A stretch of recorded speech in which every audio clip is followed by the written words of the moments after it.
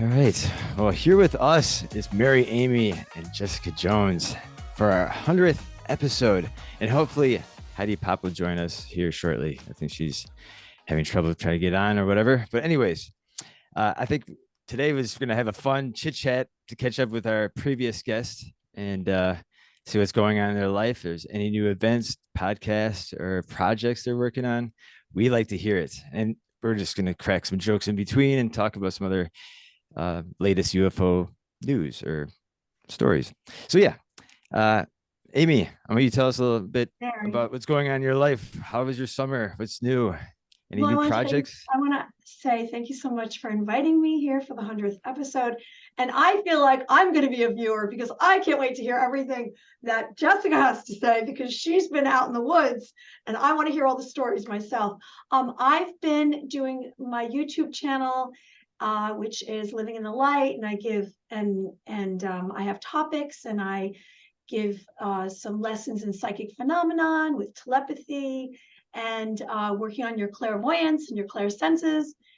And I'm actually putting together with someone a Roku channel and adding content. And the very first video is the basics of telepathy. So I hope that people are going to enjoy that and figure out and realize that they all have these advanced abilities within them. It's just that they've been crushed. And so now we are going to actually bring ourselves to the fifth dimension and open up our hearts and have a higher consciousness and higher awareness. And that's what I've been doing. We have to get more in depth about this telepathy and like how to, are you teaching people how to break through that barrier of it's not as complicated using telepathy? Yeah, it's really, you know what? It is kind of a breakthrough. You're absolutely correct. I think it's about activating your abilities.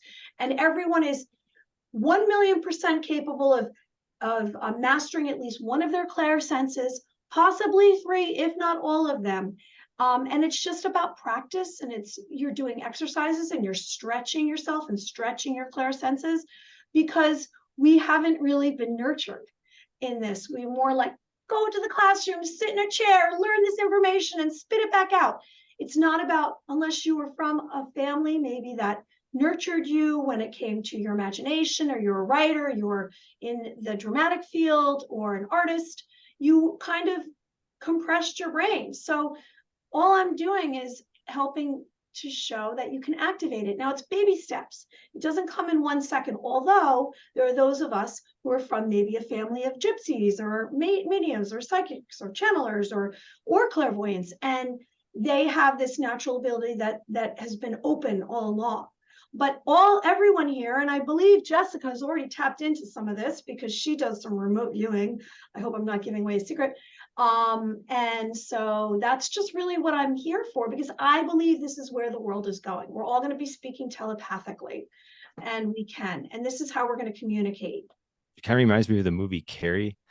I like how she develops her psychic and telepathy, figure out she has it, and she actually goes to the library and studies how to even lock it even more. And again, I love that movie. It's kind of reminded me of Carrie for some reason, but yeah, very cool. But Jessica, tell us more about what is going on in your life lately. Oh my gosh. Thank you guys so much for having me today. And I think that Mary Amy, we're going to be good friends because you and I are on a similar mission here. And the things that I talk about on my shows, you know, I have a YouTube channel. It's called the Cryptid Huntress, and I'm a weekend host at Spaced Out Radio. And my specialty is cryptids.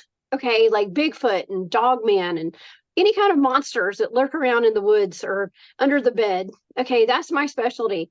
But I'm also trained in remote viewing, and I was trained in remote viewing by the head of my Bigfoot field research team, and so I do a lot of remote viewing of blind targets. A lot of them involve cryptid sightings like Dogman and Bigfoot stuff. So it's a lot of fun. You guys can check out my stuff. It's over on my YouTube channel, The Cryptid Huntress. But yeah, I do like to encourage my audience to tap into their psychic abilities. And I the same as you, Mary Amy, I'm telling everybody, decalcify that pineal gland, you know, and quit drinking all that fluoridated water and stuff. And just to do exercises to build your psychic muscles. people have no idea the power that we hold as humans to have these enhanced human capabilities. It's so important for us to tap in and, communicate with each other telepathically.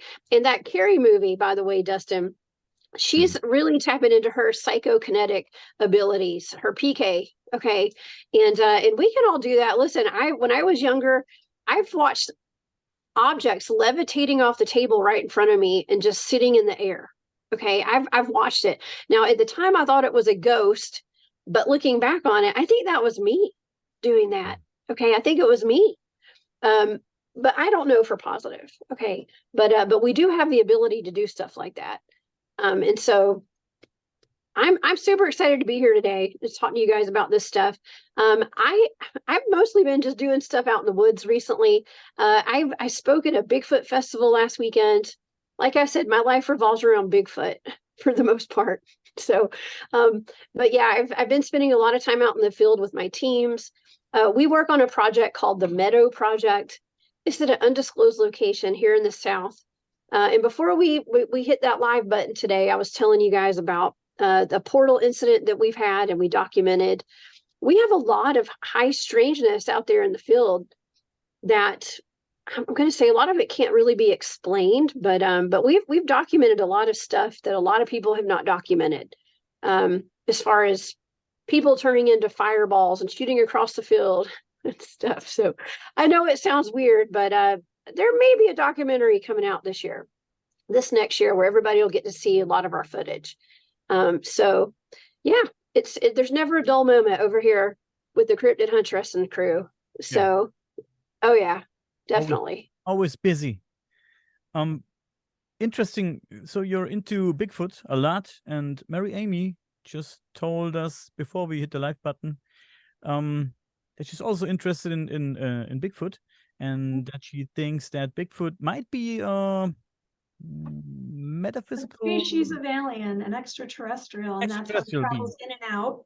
And he seems like he might just be from another planet, and he's either coming back and forth he's from an off planet, he's coming here, and that's why you can't catch him, because guess what, the Americans that we are, we don't have those talents that they have, and they're also 6 to 10 feet tall, and I know they have a strong odor, and when they're around. However, I don't think that they're if they do that, what is that, flight or fight thing where they freeze you, they can zap you and hold you where you're like, oh, and you can't move.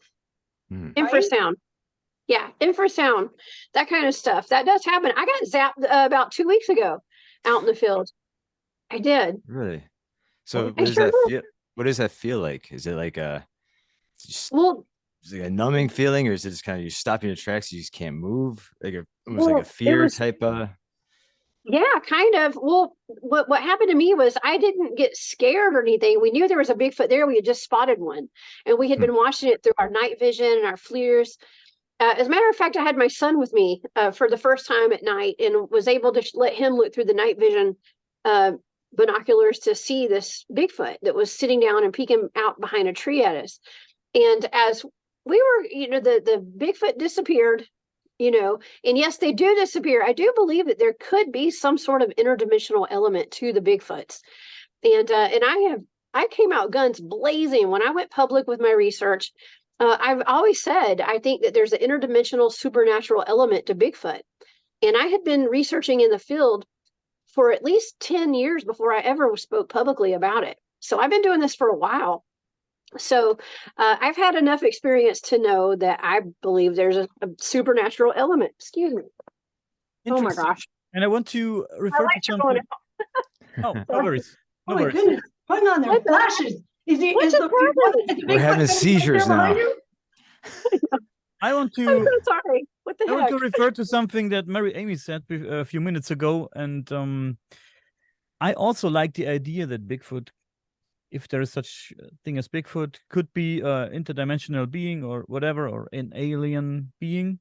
It makes perfectly sense for me. And you mentioned the bad smell, the strong odor. when Bigfoots are around. And what came to my mind was the alien/UFO case in Varginha in Brazil. Have you heard about it? Where I did. Are you talking about with the Mexico where they said they found the little men, the little no. guys? Oh, No, there was this into my hand.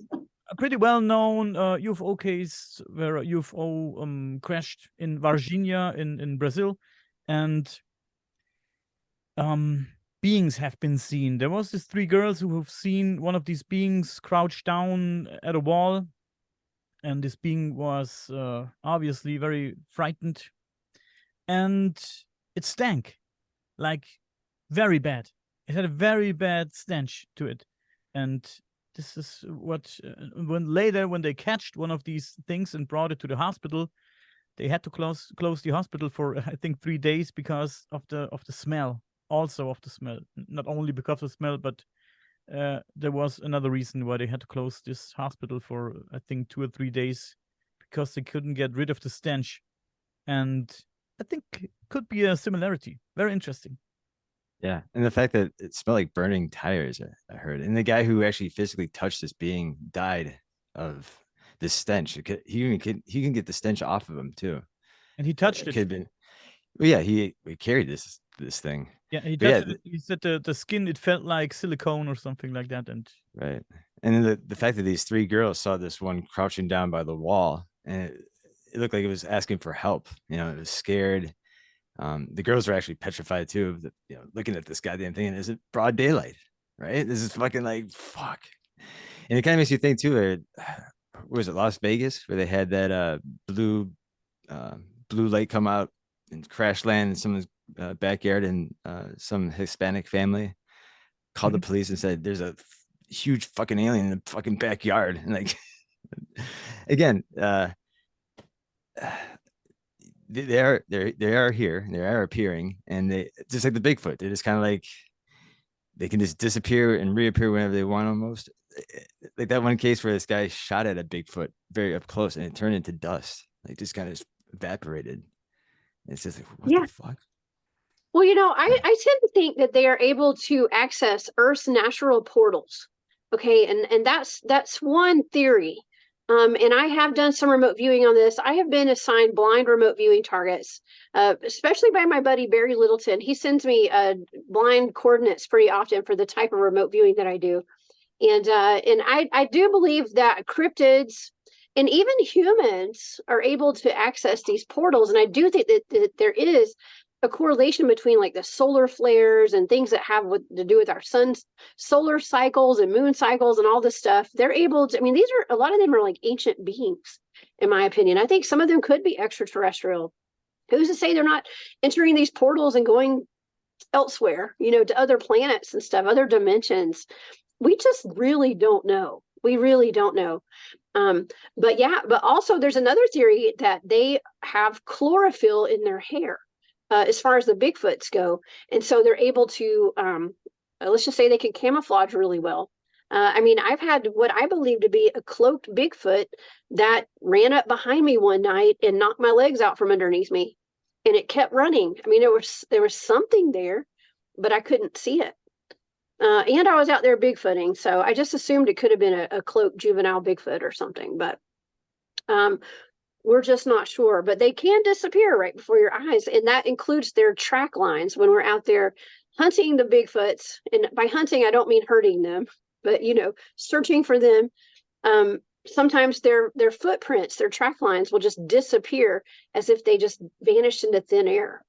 There's not a whole lot of explanations for that. And I'm sorry. That's right. What could be the connection between Orbs and Bigfoot?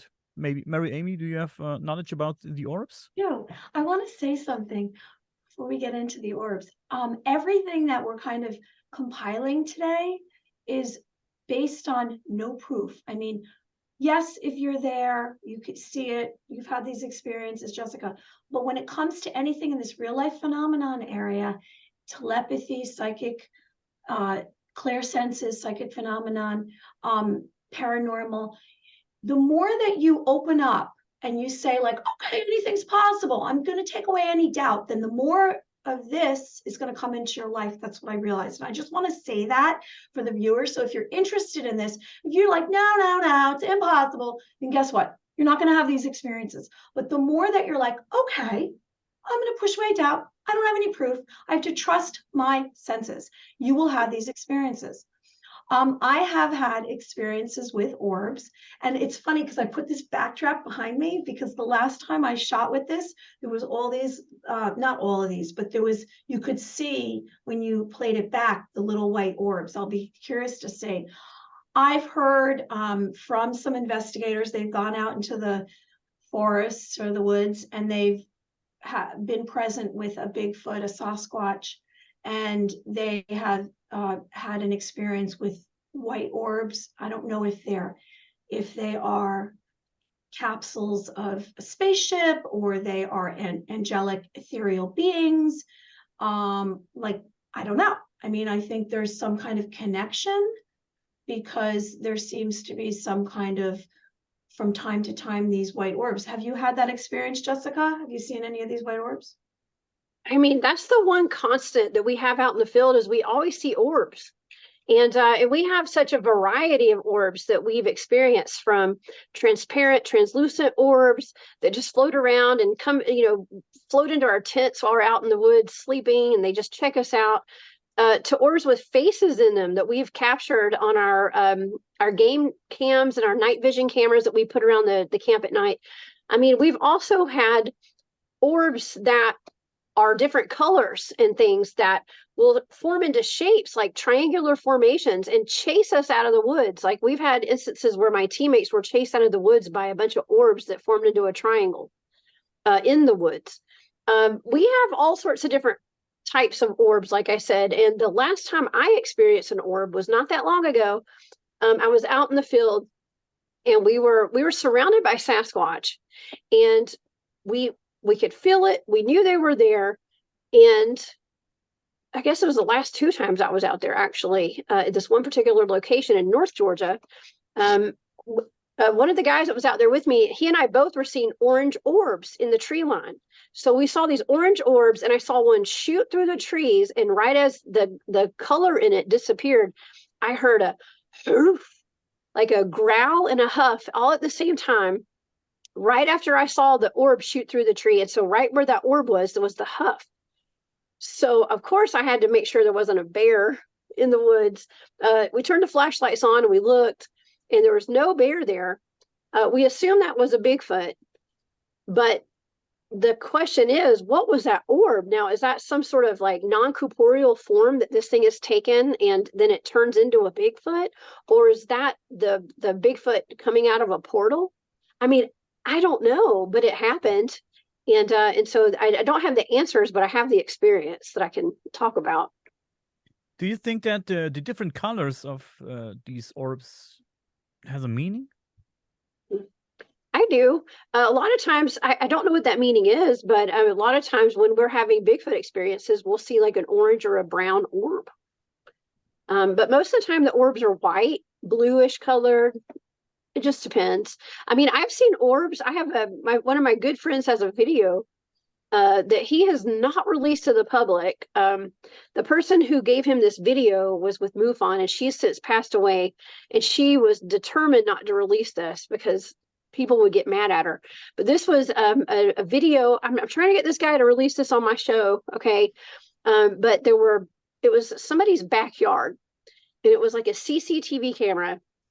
And there were these orbs that shot down past the camera, and they look metallic, like gray silver color. And they shoot past the camera, and they land on the ground, and they turn into gray aliens, and they start running around. Like, they look like a chicken with their head cut off. Okay. And they run the movements are so odd, and their heads are like behind them, and their legs are in front of them, and they're flopping around. And then eventually they turn back into orbs, and they shoot past the camera again. So I've seen the video. Every time I see my friend, I ask him to see the video again. Wow. Because it kept me up at night. It really has. Trippy as hell. It's very trippy, but it's a real video, and hopefully he'll he'll let us release it one day. So I was gonna say, I think Daniel might have to share a video that he recently caught on his security camera on his property. The other day, you sent me a few videos of something you can't really explain. It's this orb that's kind of like even like a kind of looks like an egg shape, but Yeah. again, very weird movement, and it's come in and out, sit still, and I don't know if Daniel could share the video, but or do you want to describe more of what you saw? It was pretty interesting. Well, it's not on my computer, but Hmm. it was very interesting indeed. Maybe I can show it in the edit. I edit it in later. But what Jessica just told us is very interesting because also makes perfectly sense. When you hear stories about abduction cases or people have close encounters with aliens in their bedroom or wherever, they suddenly here, they appear. Bam, they're there. And yeah, maybe these orbs are some kind of transport vehicle. I don't know how to put it in words, but it's a way to get someone or something from A to B. Makes sense for me. It's some Or sort these- of technology, maybe, you know. I don't know. It's just so it's hard to wrap your head around seeing something like that. It doesn't seem real, but it's very real from what I saw. And so it literally kept me up at night trying to decipher what I had seen to try to take that in, because it's just like with a Bigfoot. You know, when you're out in the field and you see a Bigfoot or somebody has like a dog man sighting, a werewolf sighting, it takes a while for your brain to process what you've experienced because it's not supposed to exist. And so what I like to say, this is kind of like my motto, my saying, is that we're raising the consciousness of the planet one Bigfoot sighting at a time. Okay, because it really does force you to kind of get outside of that box, this 3D matrix that we live in.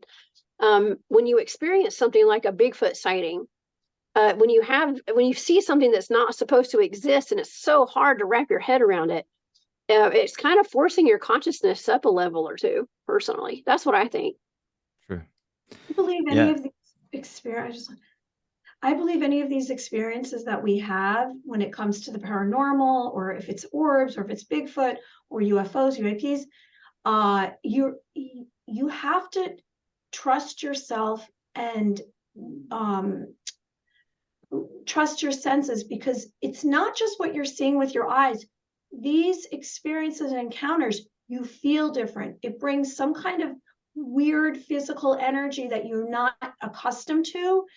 So that's kind of the proof, you know, like when it's been the orbs. I had met this one person, and this was years ago, and they'd come into my apartment, and they had showed me at their home that they had all these orbs like in their home, like hundreds of them. Then they came into my home and brought the orbs, and then I saw purple ones and blue ones, and they were like this big. And I took a video, and then when I watched the video, the feeling that I got, I had to delete the video. It was something that I had never felt. I don't know if you felt that way, or any of you have felt that during one of these experiences. Wow. Yeah, I mean, I've actually brought orbs home with me from an expedition that I went on, and that we call them hitchhikers, I guess. And I had never had that happen before, and I've never had it happen since. But I was out at the meadow where we do some of our research, and I came home one Saturday. It was the same exact night that the team was having the portal experience. I had a small child, so I had to come home after a night or two out there to go take care of my kid. And that was the night that the portal opened up, and we did that video of the portal out in the meadow. And all the while, I get home at the exact same time that they're having that experience. There are orbs dancing around my son, who was on the elliptical machine playing around. He was only like 2 or 3 years old, and my husband at the time was filming him just looking cute on the elliptical machine, you know, just filming, and you know, his video, his camera phone or video on his, whatever you call it, on his cell phone. And so my son was just talking and looking cute, and suddenly these two orbs showed up. and they started dancing around his head and all around him. And so he had that on film, on video, and he called me into it was in the living room. We had an elliptical machine in our living room. So, but he called me in, and I walk in, and you can hear me say, "What are those? Are those bugs?" And my son goes, "No, Mom, ball." And so my son's watching them and following them with his finger, and I'm watching them. His dad could not see the orbs with his own eyes. My son and I could, and his dad could not, but he could see them through the screen on his phone as he was filming it. So, and then eventually, as we're watching these orbs, these two little balls of light were dancing around him. One of the orbs shot towards the camera, and you could see it shoot towards the camera, and it shut the power off on the phone. Okay, so that told me that not everybody can see what I see. Not everybody can see what my son sees. His dad could not see those things at all, except for through this technology. So it kind of answers some questions for me when it comes to people I'm not going to say not believing us when we say we see these things, but it's just they're not on that frequency that we're on to be able to have these experiences. Mary Amy, do you think it's possible to communicate with these orbs? Yes, because when you say certain words, like whenever I mention UFOs, more of them came, and then they'd hang out here, and then they'd move over here, and then they'd go slower. And yeah, absolutely, you can totally communicate. They know. I mean, I think that we have no idea the technology. I mean, obviously, some of these aliens, extraterrestrial species, have technology that we can't even imagine because it's hundreds of thousands of years beyond what we can even comprehend. And I'm just going to bring up something that happened to me. I was speaking about one of my topics during one of my shows, and it was probably a no topic. And then I got zapped with some kind of frequency, and I felt like nauseous. I saw this very strange light, and then after I got off, I felt very weird. And I don't know if that was man-made technology or that was reverse alien technology, but it was some powerful technology. And then I thought, is that just my mind? Like, did that just happen? And then the next show, I mention it again, and it happens. So I said, okay, this is real. But getting back to communicating, absolutely. I think we are communicating with different extraterrestrials and aliens and otherworldly beings right now by what we're talking about. And maybe after this, some of us will get some strange dreams or encounters or experiences just because we're talking about it today. Yeah. Oh my gosh, that reminds me. Can I tell y'all a quick story real quick? Yeah, please. So the first time I went out Bigfooting, we had a massive UFO, like a pretty close encounter with a low-flying UFO. Possible. Well, all I'm going to say is, like, the head of my team told us, this is before I was actually on their team, he suggested that we start studying alien abductions. And that was, I just went out there to look for Bigfoot, not to get abducted by aliens. Okay. And so, Right. and so it freaked me out a little bit, but I'd had this encounter. I didn't really know what had happened. We assumed it could have been some ET activity out in the field. And so I start researching alien abductions. I'm reading all these books like Communion and The Threat and things like that. And I woke up, I started having ETs in my bedroom at night. Okay. So I believe that I don't know if I manifested it from researching it or just tuning into that frequency. And also, like, had I been being abducted since I was a kid, and all these ghosts that I thought I had been seeing were actually ETs? You know, your perspective, like, really starts changing once you start opening up to this stuff and you start tuning into it. So you start noticing it, and then maybe you're not having more experiences with it. You're just having more experiences that you can remember now or you're aware of. Yeah. And once you come to the conclusion that everything is connected, every phenomena is connected with each other, so it's possible that all these ghosts you've seen and could be aliens. Why not? Because I think, like I said, I think that everything is connected. Bigfoot sightings, ghost apparitions, cattle mutilations, everything, every phenomena is connected somehow, and we also are a part of it. I agree. And Jessica, before I forget, we talked about this case in Brazil not too long ago. I think, and wanted to talk about it with you. I think you did a remote viewing session on another case, another strange case in, I think, South America, where I think it was called the flying goblins, or however they call them. Yeah. Oh, okay. I've done cases on several different types of ETs and aliens. There was a case out of Peru where they called them the face peelers. Yeah. That may be the one. Okay. Yeah, actually, that was given to me as a blind target. And so I didn't know what I was looking at. I did come up with extraterrestrials, but they weren't actually from outer space. They were from like an inner Earth scenario, which I think a lot of these ETs actually are from inner Earth. I know that sounds wild to some people, but through this remote viewing data that I get, a lot of the ETs that people encounter are actually from inner Earth. It's just my data.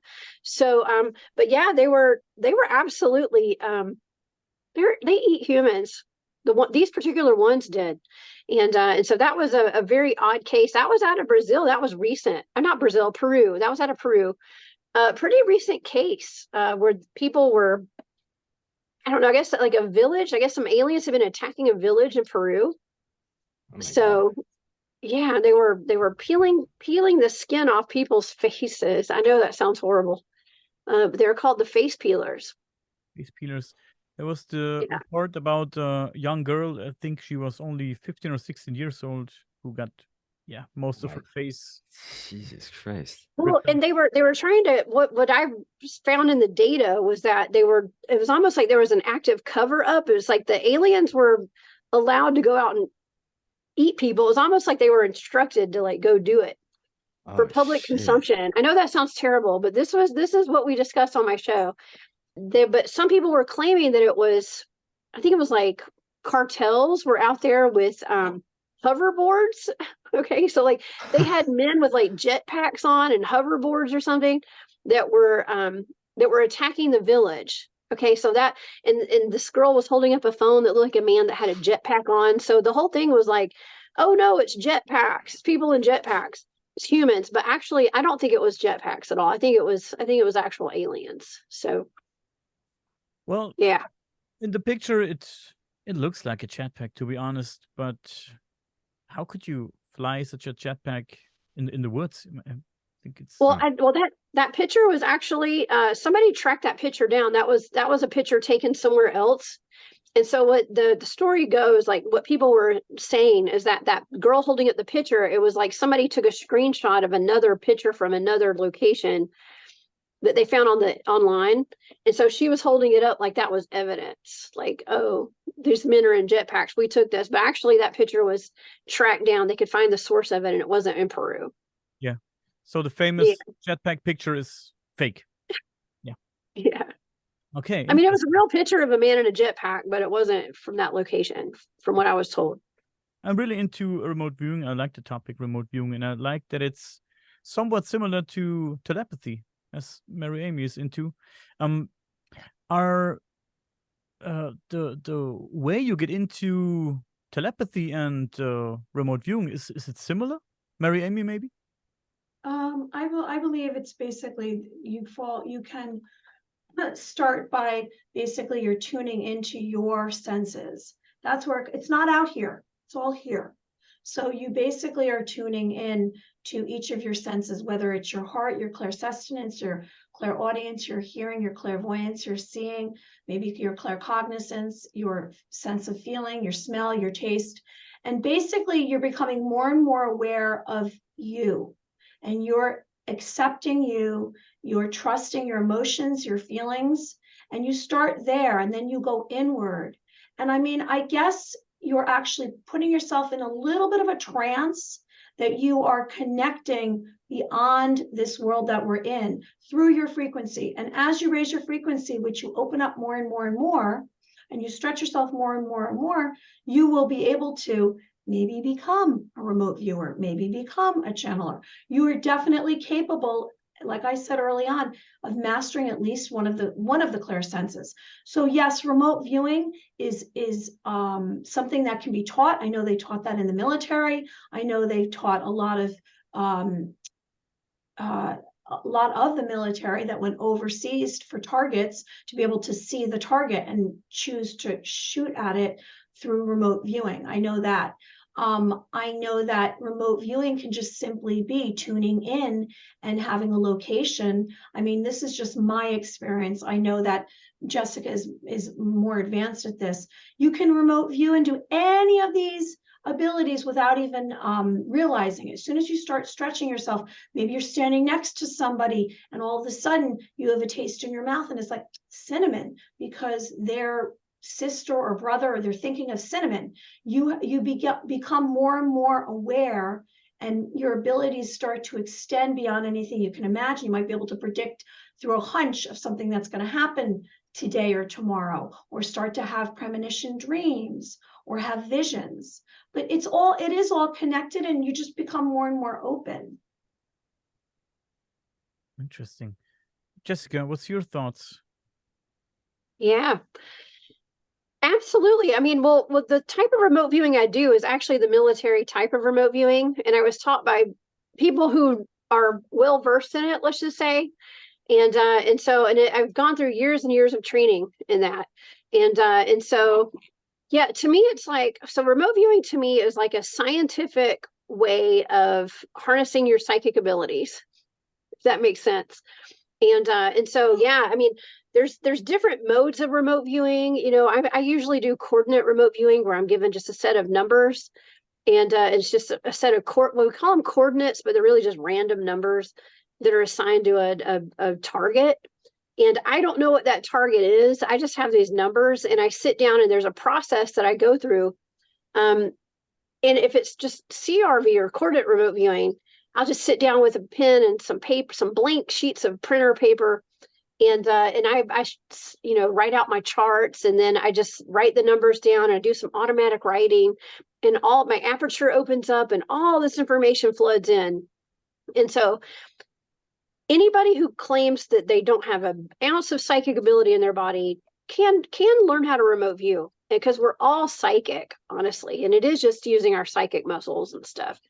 But there's also like the energetic remote viewing, where we are kind of in a trance state, and you do kind of meditate, and you go into theta, and a lot of people fall asleep while they're doing it. Okay, especially when you're learning how to do it, because it is almost kind of tiptoeing in that dream state to get information out of the matrix, is what I like to say.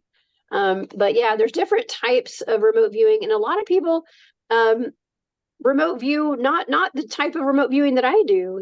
Mine is super scientific and very military type based stuff.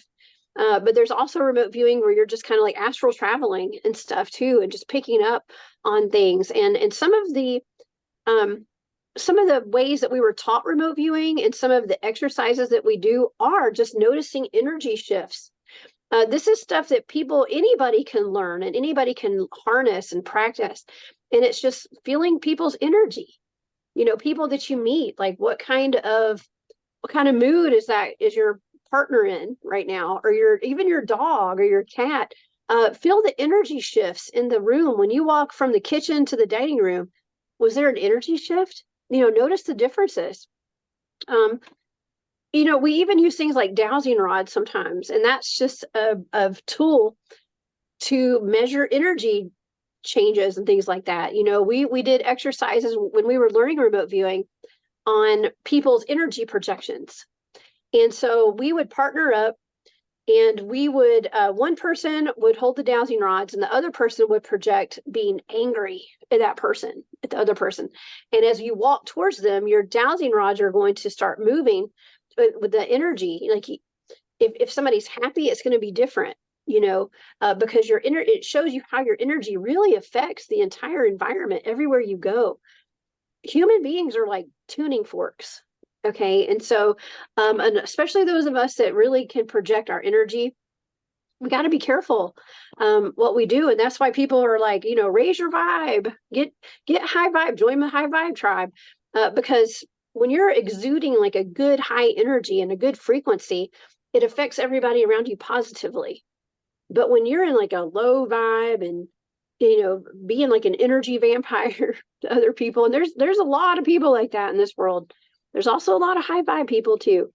But that really that could just suck the energy out of the room, and in a bad way.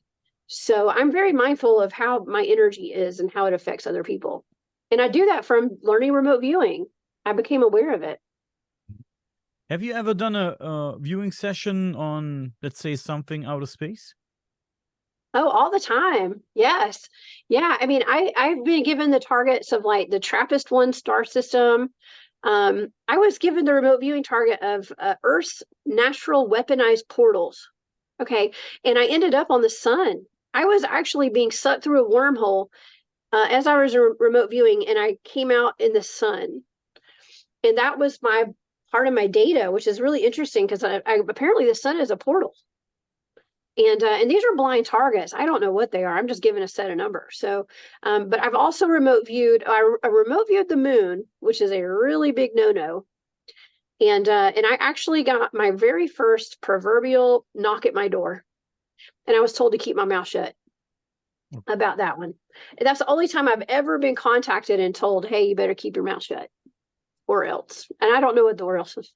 I mean, it may not have been that serious, but it was kind of serious. So. But for whatever reason, like I've remote viewed so much stuff, but that moon, it was the Apollo 11 moon landing. Actually. I think so yeah. I think that Mary Amy and you should do a remote viewing session. Could be very interesting.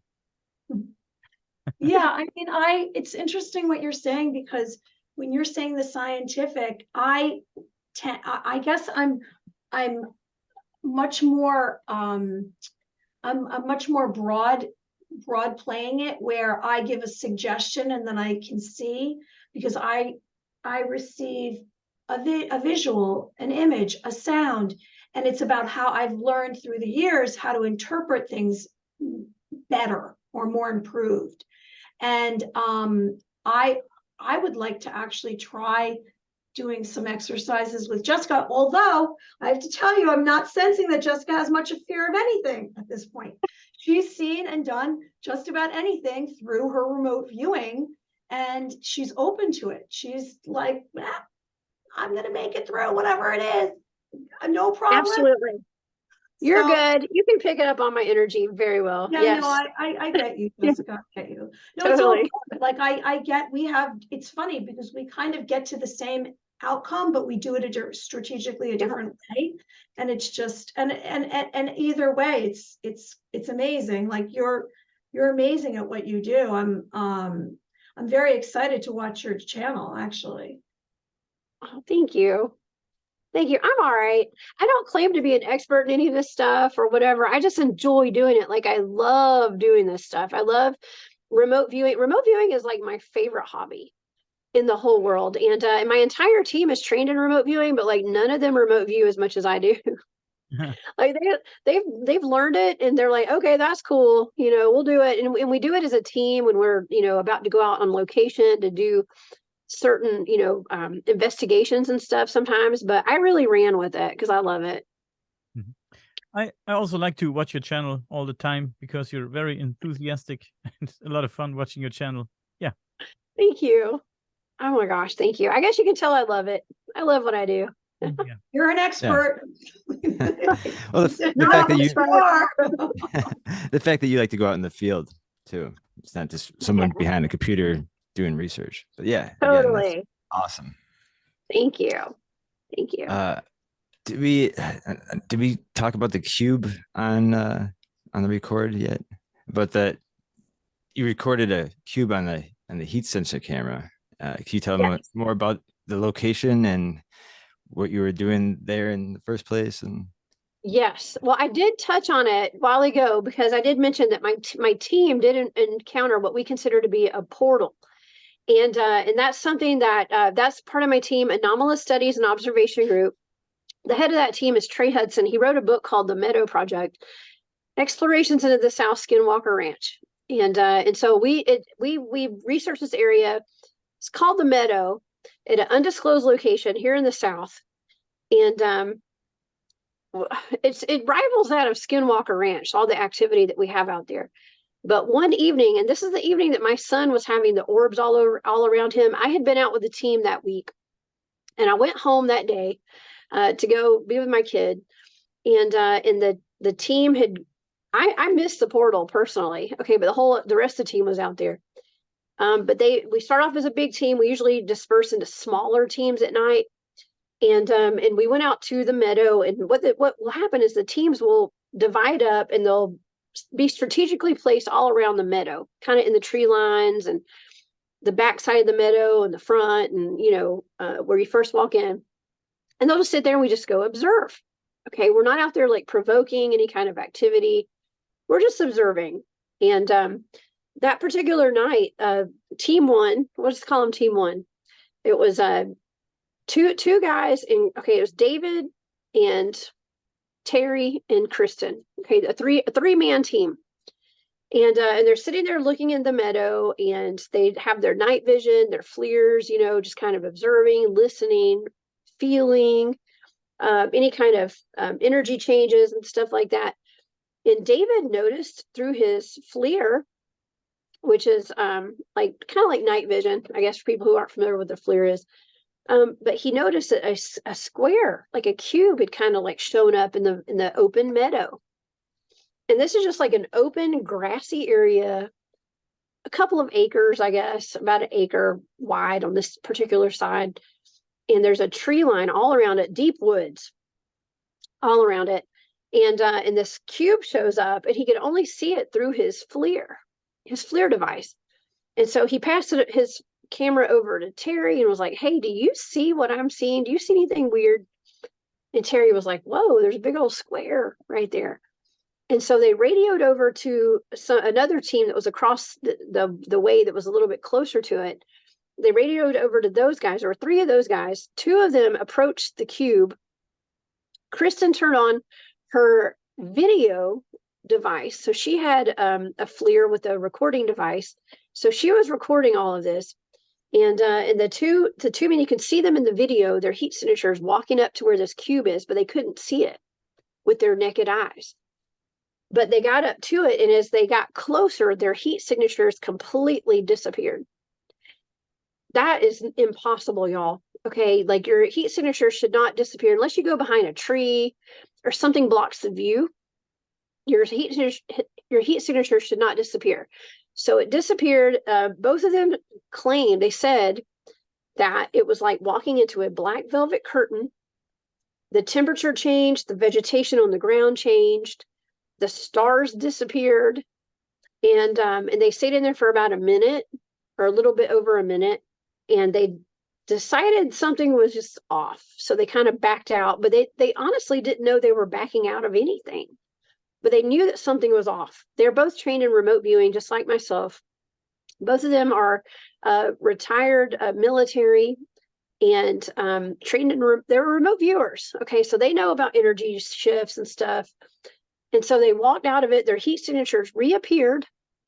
And as they reappeared, the cube shrunk down in size, and then it moved, and it kind of like floated away. It disappeared. So they didn't know. No, we didn't know what that was. Okay, like, is that a spaceship? What is it? I mean, what we did, for lack of a better term, we called it a portal. Okay, so that's what we call the portal. Since that happened, that's been about at least 5 years ago since that happened. Since then, there's been a lot of talk of portals, or not portals, but cubes. Even in that David Paulides movie, The Missing 411, about the spaceships, I guess, somebody sent me a clip from that where there's a gentleman talking about a cube that he encountered that was see-through, kind of similar to what my team encountered, but he was calling it a spaceship, I believe. So who's to say? We still don't know exactly what that was. I do know there was a dose of radiation. Both of those gentlemen did get sick after that event, and I got some pretty serious health problems. So it can be kind of dangerous out there exploring these things. Yeah, sounds like, wow, interesting story. I wonder what it's all about. Very interesting. Yes. I mean, it could be that could have been something like, because people are always asking, where are these missing people going out of the national parks? What if they're walking into these cubes and then they're being like taken away in a cube? I mean, what if that's where the Bigfoots are coming in and out of? I mean, we don't know. Yeah. It's like that one case with the airplane that had the 3 orbs flying around it, and then it disappears. The whole plane just disappears. I don't know if you saw that video recently. Malaysian It came out. airline, Yeah. It's pretty freaky. Oh, wow. Yeah. Oh man. Again, that was awesome stories. I think we're gonna wrap it up here for now. It's too bad Heidi didn't get to join us today. But yeah, again, that was awesome to catch up with you guys and seeing what you guys were up to since the last time we had our chit chat. And yeah, if there's anything right now that you guys want to tell our audience how to reach you guys, like your YouTube channel or podcast, or any links to contact you guys, Amy? Mary.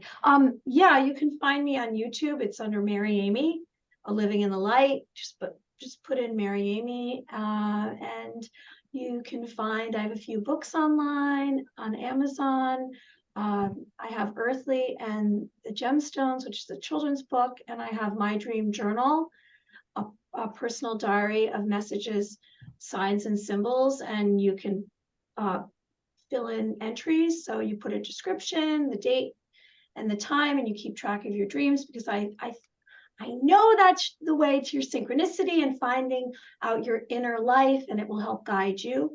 I also want to talk to Jessica later and find out exactly why she's driven to do all this remote viewing and what is she trying to find.